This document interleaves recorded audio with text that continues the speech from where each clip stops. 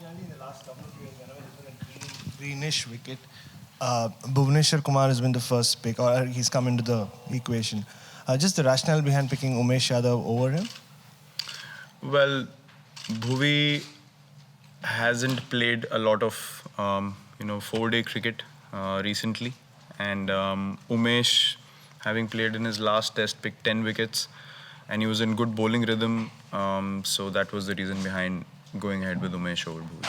And I mean, you didn't have R. Ashwin because of injury, but if he was fit, was there a chance he would have played? Yeah, we could have considered that because of, I mean, it wasn't, if you see the rough, didn't have much assistance. It was just the pace on the ball that Lyon bowled with that, he got the wickets that he got. So we as a team didn't think that, we definitely wanted to consider a spinning option on this pitch, especially having a look at the pitch on day one and how we thought it would play on the first 3 days and exactly played out that way.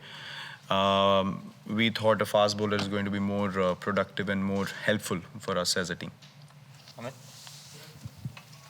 Given how the openers had done, in the Adelaide Test and before that also, when you went with Umesh Yadav as your fourth fast bowler, don't you think the tail became a bit too longer and the batting became too thin, and that could have sort of mattered in such games? And yeah, you can think like that. I mean, you obviously have two situations that you can think of when you pick another fast bowler. Obviously, Ashwin or Jadeja are more, have more ability with the bat. We all know that.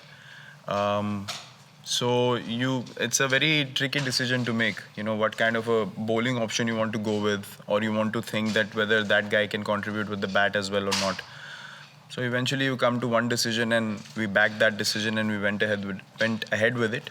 Whether it comes off or not, that's a different thing. But we were totally convinced as a team that is our best combination to go with, and the batsmen have to take responsibility. So, there are a lot of variables that can happen during the course of a cricket match. But before that, you need to have clarity as to what you want to do. And I think as a side, we were totally clear that this is the combination we want. And now you would have a new opening combination given, how things have happened. How do you see that issue shaping up ahead of the third test? The openers, I mean, both Vijay and Rahul haven't sort of. We didn't announce that we're gonna have a new opening combination. They have not done well. How did the whole issue now? Just on the openers, one of the most played 60 test matches of this split, but they're not really fired. As management group, what do you tell them? What can you tell them? Well, you just have to, keep backing them and telling them that they belong and they are good enough to perform for the. I mean, it's not even giving someone individual goals. It's just telling them that this is what we require as a team from the openers, and this is the role that needs to be fulfilled. And I think as a batting group, we have spoken a lot about those things. Executing it or not is again a thing of variables in a sport where you're up against a guy who's bowling a ball at you at a time, and then you can get out or you can survive or you can play big innings or you can't. So I'm sure that these guys have figured out what's gone wrong in this game especially, and they're very keen to correct it themselves. So there's not much you can say, to be honest. You just have to be confident as a side and believe that the role that has been given, that will be fulfilled, and obviously individuals to a certain extent have to take responsibility of that, which the guys are obviously looking forward to taking responsibility. Hi Virat, there was a bit of chatter on the field. I mean, as a captain, how do you ensure that the line isn't crossed when it gets a little too edgy there? As long as there's no swearing, I think the line doesn't get crossed, and that's it. Virat, the claimed catch when you were on 123, do you feel that cost India a chance in the match, and do you regret any of your sort of behaviour after that point? Sort of, your, I guess, displeasure at the dismissal? Decision. Yeah. I don't think I showed any displeasure at the dismissal at all. A field was made on call, and that's it. It was done. Australia played better cricket than us. They deserve to win.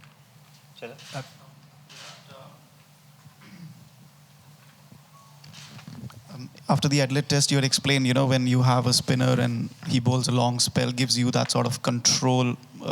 Did you think at any point that with the 4 paces you had that control, and how does that differ when you have all pace options and no particular full-time spinner to rely on? Well, not particularly in the first innings, not to the extent that we wanted, but second innings for sure. Especially yesterday, the first session, giving away only, I think, 56 odd runs without getting a wicket. I think it was outstanding bowling, and then obviously Shami did what he did in the next session with the ball, which was, again, wonderful to see. So, yeah, I think they executed their plans to 95% of what we expected, and I think you definitely can be happy with that. In the past, when we've played 4 quicks, we've definitely not been as consistent as we were in this game. So I think they were pretty accurate, they were pretty consistent, and as I said, we were pretty convinced about going in with 4 fast bowlers, looking at the conditions, and I think they did pretty well. Last 3. Virat, there's always a lot of scrutiny, but in this series, as it's gone on, the level of stump mics and cameras, have you felt that it's gone up a level, that scrutiny? How aware are you of that, and does that have any effect on your thinking on what you might say or do at any point? Not really, as I said, as long as there's no swearing out there on the field and there's no personal attacks, the line doesn't get crossed. I mean, there's banter going on. Even at Adelaide, there was a little banter here and there, and things.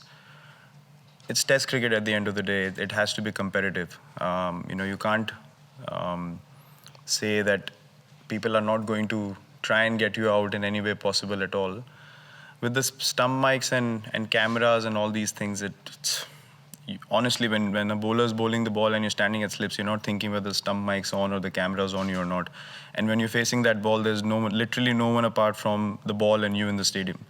So these things are totally irrelevant, and you're actually not aware of them at all when you're on the field. And it's never bothered me. It's never been something that's ever been of importance to me, to be honest. For me, it's irrelevant. Yeah, last Dan. Virat, just specifically your, I suppose, duel, for lack of a better term, with Tim Payne over the past couple of days. Can you just talk to us about how that, I suppose, evolved? And I know I asked you before the series, you were expecting that sort of thing might happen, but I suppose, has it stayed, or is it different, a little bit different to what it might have been in 2017 or whatever? Well, definitely nothing compared to 2014, to be honest. But look, it stays on the field. Whatever happens in a competitive spirit, it stays on the field. And I'm not going to go into details. And to be honest, it's not important enough for me to speak on. And it's something that's done. We're looking forward to Melbourne now. The Test match is done. The series is poised really well, and both teams have played good cricket, and I think everyone should look forward to that. It's an individual choice what you want to focus on, and our focus is definitely on the MCG Test.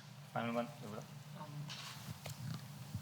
We have been mentioning that the moment Virat Kohli goes out, the team shakes, and even after you got out in the second innings, can you imagine that India will not be able to reach 287? No, not for a moment.